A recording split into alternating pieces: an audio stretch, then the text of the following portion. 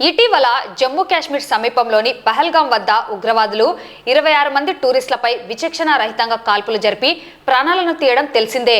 ఈ ఘటనపై భారత ప్రభుత్వం తీవ్రంగా స్పందిస్తూ సింధూర్ ఆపరేషన్ పేరుతో పాకిస్తాన్ ఉగ్రవాద స్థావరాలపై దాడులు చేస్తున్న నేపథ్యంలో త్రివిధ దళాధిపతులకు మరియు సైనికులకు సంఘీభావం తెలియజేస్తూ శుక్రవారం పట్టణంలోని గిర్నాథ్ సెంటర్ నందు వైఎస్ఆర్సీపీ నాయకుడు సాయిరాం రెడ్డి, మాజీ సైనికులు గురువయ్య, సుంకిరెడ్డి, శివారెడ్డి, రామసుబ్బయ్య, ప్రసాదయ్య, శ్రీనివాసు, యువరాజు, రాజు, ప్రవీణ్ చిన్నారులు పాల్గొన్నారు.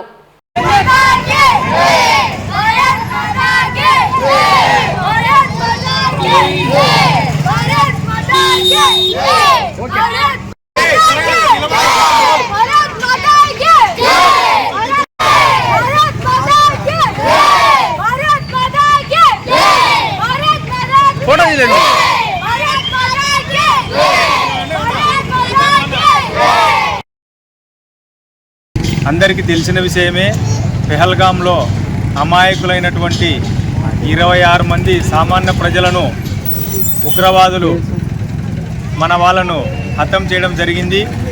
దాని తర్వాత 140 కోట్ల మంది ప్రజల ఆకాంక్ష మేరకు ఈరోజు భారతదేశమంతా కూడా అన్ని పార్టీలు, కులాలకు, మతాలకు, ప్రాంతాలకు అతీతంగా ఈరోజు మన కేంద్ర ప్రభుత్వం నరేంద్ర మోడీ గారి నాయకత్వంలో అందరూ కూడా ఆమోదించిన తర్వాత పాకిస్తాన్ సైనిక స్థావరాల మీద, వాళ్ళ యొక్క ఉగ్రవాద స్థావరాల మీద మనము దాడి చేయడం జరిగింది.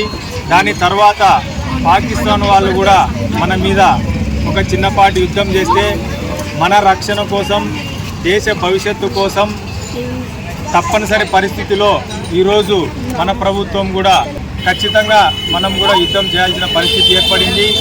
దీనిలో భాగంగా కొంతమంది సైనికులతో పాటు సామాన్య ప్రజలు కూడా చనిపోవడం జరిగింది. వారికి, వారి కుటుంబాలకు నా ప్రగాఢ సానుభూతి.